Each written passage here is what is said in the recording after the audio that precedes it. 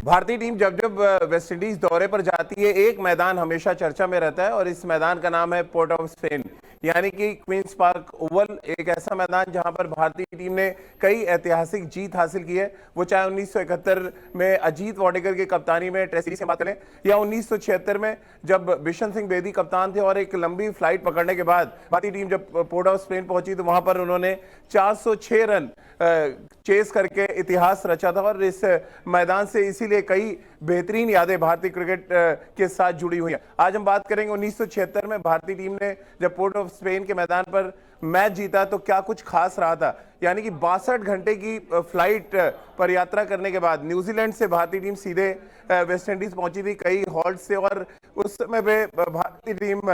Economy class में travel करती थी। आज अगर हम बात करें तो भारतीय टीम शिखर धवन की अगुवाई में चार्टर्ड प्लेन में जरूर पहुंची, लेकिन उस समय यानी 1976 अगर आप जाएं, बहुत पीछे आपको ले जा रहा हूं, तब पोर्ट ऑफ स्पेन जब पहुंचे तो खिलाड़ी पूरी तरह से थके हुए थे और ऐसे में वेस्ट इंडीज जो बहुत ताकतवर टीम उस समय मानी जाती थी, ऐसा लग रहा था कि वेस्ट इंडीज 1971 की हार का बदला लेने में कामयाब रहेगी, लेकिन हुआ इसका एकदम उल्टा। वेस्ट इंडीज ने पहले बल्लेबाजी की, 330 रन के आसपास उन्होंने बनाए, जिसमें से 177 रन विव रिचर्ड्स ने बनाए थे। बहुत ही धुआंधार बल्लेबाजी उन्होंने की थी और जो नई गेंद में हम बहुत वीक माने जाते हैं, यानी कि मदन लाल, एकनाथ सोलकर जैसे लोगों ने गेंदबाजी की थी, गेंद पुरानी करने का काम किया था, लेकिन विकेट लेने का काम भगवत चंद्रशेखर ने किया और बिशन सिंह बेदी ने, यानी कि दोनों ने 10 विकेट आपस में बांट लिए और भगवत चंद्रशेखर ने 6 और बिशन सिंह बेदी ने 4 विकेट हासिल किए। ये तो बात रही वेस्ट इंडीज की पहली पारी की। अब जब भारत बल्लेबाजी करने उतरा तो उनका सामना होना था एक ऐसे गेंदबाज से जो साइड स्क्रीन से भागता था, यानी कि साइड स्क्रीन से उनका रनअप शुरू होता था और जब वो बॉलिंग क्रीज पे पहुंचते थे तो बल्लेबाज आधे सहम से जाते थे। हम बात करें माइकल ओडनी की, 6 फुट 7 इंच के आसपास के वो गेंदबाज थे और जिस हाइट से वो गेंद रिलीज करते थे वो हमेशा बल्लेबाजों के लिए एक बड़ा चैलेंज होता था। पहली पारी में इसका असर भी देखने को मिला जब माइकल ओडनी ने 6 विकेट निकाले और भारतीय टीम 230 रन के आसपास सीमित रह गई, यानी कि एक बड़ी लीड वेस्ट इंडीज के पास थी। और ऐसे में कोई इस बात की तरफ कयास लगा रहा था कि वेस्ट इंडीज क्या इस टेस्ट मैच को ड्रॉ करने जाएगी या इस टेस्ट मैच को जीतने के इरादे से मैदान पर उतरेगी, क्योंकि क्लाइव लॉयड इस टेस्ट मैच से पहले जो वेस्ट इंडीज टीम के कैप्टन थे, उन्होंने 13 मैचों में कप्तानी की थी और 7 मैच वो हार चुके थे, यानी कि क्लाइव लॉयड उस स्थिति में नहीं थे जहां पे वो टेस्ट मैच हारने के बारे में सोच सके। अब आप अंदाजा लगाइए, एक ऐसा कप्तान जो 13 में से 7 मैच हार चुका हो, एक बड़ा डिसीजन लेता है, पारी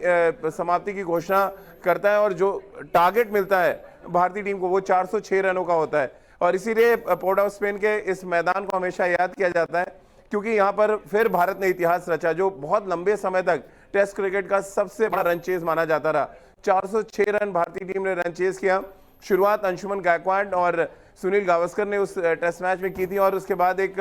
बड़ी साझेदारी और रेगुलर इंटरवल्स पे जब मेरी अक्सर अंशुमन गायकवाड जी से बात होती है या गुलटप्पा विश्वनाथ ने एक इंटरव्यू के दौरान इस मैच के बारे में जो कुछ कहा वो मैं आपसे शेयर कर रहा हूं कि किस तरह से वो 406 रन तक पहुंचे थे, क्योंकि इससे पहले किसी भी टीम ने कोशिश भी नहीं की थी कि चौथी पारी में 400 रन के ऊपर के आंकड़े को पार किया जाए। और इसीलिए पोर्ट ऑफ स्पेन मैदान हमेशा भारतीय क्रिकेट में बहुत यादगार मैदानों में गिना जाता है। तो जब चौथी पारी शुरू हुई तो सुनील गावस्कर और अंशुमन गायकवाड ने पारी शुरू की और एक ऐसी नींव दी जहां से मोहिंदर अमरनाथ, गुलटप्पा विश्वनाथ जैसे बल्लेबाज कैपिटलाइज कर सकते थे। लेकिन इन सब के साथ साथ सुनील गावस्कर, जिनके लिए पोर्ट ऑफ स्पेन शायद सबसे लकी मैदानों में से एक है, जहां पे वो अक्सर जब मैदान पर उतरे उन्होंने शतक लगाया। 1971 में भी भारतीय टीम ने जब जीत हासिल की वहां पे तो सुनील गावस्कर का बड़ा इंपॉर्टेंट रोल था और जब 1976 में 406 रन भारतीय टीम रन चेस कर रही थी तो फिर सुनील गावस्कर ने एक बड़ा रोल प्ले किया। 102 रन उन्होंने लगाए इस मैदान पर और साथ ही गुलटप्पा विश्वनाथ के साथ 159 रनों की साझेदारी करके इस बात को तय किया कि भारतीय टीम एक बड़े अंतर से इस टेस्ट मैच को जीतेगी। भारतीय टीम ने ये टेस्ट मैच जीता और कुल मिलाकर एक ऐसा संकेत दिया उन्होंने वर्ल्ड क्रिकेट को, या यूं कहें वहां से भारतीय टीम के मॉडर्न क्रिकेट की शुरुआत हुई, जहां पर भारतीय टीम के ऊपर जो एक पहले लेवल लगा था कि वो टेस्ट मैचेस ड्रॉ करने के लिए खेलते हैं। पोर्ट ऑफ स्पेन वो मैदान बना जहां से भारतीय क्रिकेट बदलती हुई नजर आई और भारतीय क्रिकेट को तब ये टैग मिला तो कि ये मैदान पर कुछ भी कर सकते हैं। अब वापस 1976 से हम आते हैं साल 2022 में। तीनों मैच क्वींस पार्क ओवल में खेले जाएंगे, यानी कि पोर्ट ऑफ स्पेन में खेले जाएंगे। और इस मैदान की सुनहरी यादें, मुझे लग रहा है शिखर धवन को भी इसके किस्से पता होंगे और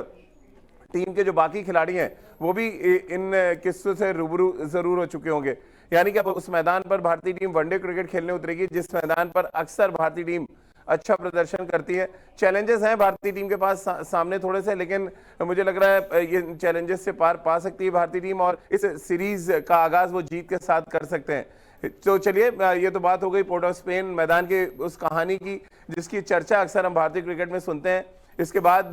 जो अगला टेस्ट मैच हुआ था उसके बारे में भी फिर कभी आपको बताएंगे, क्योंकि पोर्ट ऑफ स्पेन में जो कुछ हुआ, वेस्ट इंडीज क्रिकेट वहां से पूरी तरह से बदल गई थी। क्योंकि इससे पहले जब वेस्ट इंडीज ऑस्ट्रेलिया गई तो